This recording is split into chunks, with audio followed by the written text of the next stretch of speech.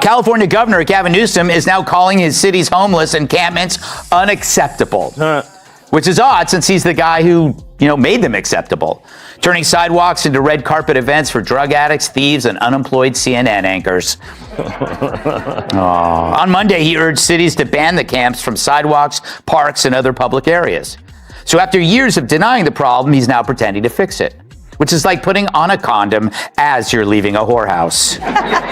So Greg Gutfeld just roasted Gavin Newsom so bad his whole image went up in smoke. He made fun of his fake talk, his weird plans, and left him standing there looking all confused like he had no idea what hit him. This wasn't just jokes. This was a full-on takedown, and Newsom never saw it coming. So Newsom is fed up with tent cities, the crime, the urban decay? No, he's not mad about that stuff. He's mad you noticed. It's like a criminal telling a jury he's sorry he robbed 25 banks when he's just sorry he got caught on the 26th.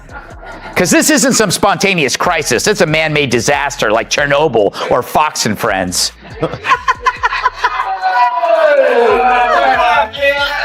And so it all began like any other night on Gutfeld's show, lights on, smile ready. But this time, Greg came to fight, and his target was Gavin Newsom, the guy with perfect hair who acts like every press talk is a fancy photo shoot. Took common sense as his high ground. Right. There's no place outside of it. That's right. And so they're stuck in this horrible, horrible place, much like you, Jamie, and your life. As California falls apart, it must remind you somewhat of your own personal life. Yeah. Sometimes I look at footage of California and I go, oh, look how much better it is than my life. If you're liking all this tea, don't forget to hit that follow button. Now back to Gavin, the guy everyone calls the poster boy of progress. But behind all that shiny talk is a big mess of problems stacked up like tickets you forgot to pay, and Gutfeld wasn't quiet about it. Nope, he went full blast like a late-night host who finally snapped. He ripped Newsom's perfect image like tearing up some old Hollywood script that tried too hard and honestly needed a brand new version because Gavin's been riding that good guy wave on the left for way too long. Why do I keep bringing up Gavin? Well, other than my respect for his work in American Psycho, he's starting to distance himself from his party's worst ideas. Newsom, a guy who hates fossil fuels but could still bring down the price of gas by wringing out his hair, once proclaimed that his state would be a sanctuary to all who seek it. Then people actually came. So while Newsom was out there acting all cool with his big smile and fancy words like he owned California, Greg Gutfeld saw through the act, and when he hit the stage that night, he didn't waste time. He went straight for the truth, and those words hit hard like they cracked right through Newsom's shiny image. You conflate order with authoritarianism, you get chaos and destruction. So if restoring order is evil, then the Dems are now the party of disorder. Turns out the only system they had was wokeism, and it rotted any basic principles the party had to begin with. Which is why, like Gavin himself, they're left looking at 2028's hopes going up in flames. And this time, no one is going to help them put it out. Greg ripped off the shiny mask and showed the real mess behind Newsom's California, where tents fill the streets, stores get looted like it's normal, taxes are sky high, and crime is out of control, but Newsom still walks around like everything's perfect. Problem is his track record, his performance as mayor, as lieutenant governor, and governor. And your analogies are great. I think mine are better. And just hold on, and here's why. He shows up at the fires and says, who the hell caused this? I'm going to crack down on the people responsible. He sees the homeless encampments blocking the sidewalks and said, you guys clean that up. He started it. He spent $3 billion to fix it. And his opening words in 2020 when it got the job is a disgrace. The richest state in the country and the richest nation of the world has a homeless problem. I will fix it. He spends $1 billion when it's not fixed. He blames the mayors. And he also forced the movie industry and Silicon Valley out of the best state in the country by high taxes. I've never seen someone such a bad performance, but yet I think he's the front runner to get the nomination for the Democratic Party. Yeah, it's true. It's true. They got nobody else. Sherrod, welcome back. Thank you. Newsom kept preaching to other states like he's the boss while his own state was falling apart. And that's when Gutfeld hit hard, calling him an actor, forgetting his lines, talking about Florida while his own kids can't read and bashing Texas while his streets are full of fentanyl. Greg stayed cool, but his words cut deep, and then came the big spotlight moment, the 𝐃𝐢𝐬𝐤𝐥𝐚𝐢𝐸 era where Newsom thought he'd shine. So last week, Newsom said he hopes the conservative Supreme Court will overturn the current law law that bans his state from removing out-of-control homeless encampments. Imagine that. Well, what did you expect, Gavin? That the sanctuary seekers were going to show up in Winnebagos? Once again, another example of a high-profile lib using his big mouth to write a check his ass can't cash. Last year, after the Texas Governor Abbott ordered that parents of transitioning children should face criminal investigation, Newsom then tweeted this: "Trans kids and their families should be celebrated, not targeted by the state. They are heroes." And so to fearful families in Texas right now, California's door is always open to you. Gutfeld threw out a sharp smile and painted the real story. California's middle class was disappearing like hand sanitizer on a hot day. Small shops were shutting down for good while rich Hollywood stars and tech giants partied in their big fancy homes. And through all this, Gavin was still grinning like nothing was wrong, like all the pain around him was just part of some ad shoot. But Gutfeld wasn't just joking. He came with a message, a hard one, because Newsom wasn't just making small mistakes. Families are running away not for fun, but because they have to. Businesses are leaving fast, and even folks who lived there forever started wondering, how did it all fall apart like this? What do you think about Gavin Newsom? What's going on there? I don't know. I don't know how they bump out Kamala out of VIP, put a white male in there and take her out. She's got too much of an ego to just step aside. Mm-hmm. She's going to go crazy if they try to do that. Plus, she had a strong 2% support, so don't forget that. Yeah, but she's waiting for that spot to just open for her, and then you put a white male in there. Yeah. I don't know how they're going to put. I mean, they did it to Bernie. They threw him under the bus two presidential ones in a row. They just gave him a couple extra houses in Vermont. Go, yeah, you got some extra money. But I don't know how they could do it with her. It'd be great if they threw her under the bus because she really likes buses. Remember? Gutfeld called out Newsom without holding back. He tore down every fake thing Newsom built: the shiny economy, the fake climate talk, the camera-ready kindness. Then he dropped the biggest truth, saying California looks pretty on the outside like a big fancy mansion, but inside it's falling apart. Moldy walls, broken roof and all, and it's all just fake words hiding a big mess, Gutfeld said. This is Newsom's California, a glittery failure, and the crowd went crazy. Not because it was shocking, but because it was the truth they all knew, but never said out loud. Californians used to sell maps of celebrity homes, not landmines.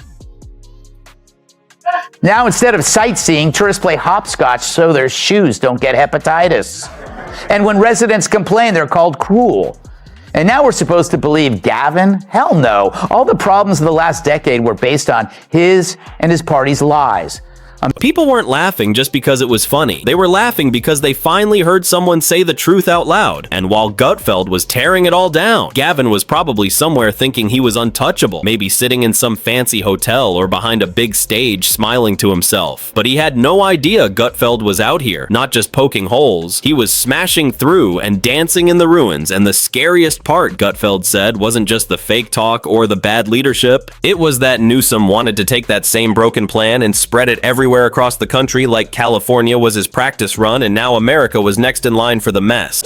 Then came the national polling. By overwhelming majorities, it turns out Americans don't favor minors transitioning. So last week, when a California law was proposed that judges in custody cases favor the parent who supports transitioning a child's new gender, Newsom killed that law quicker than a late-term abortion. Yeah, I know, huh?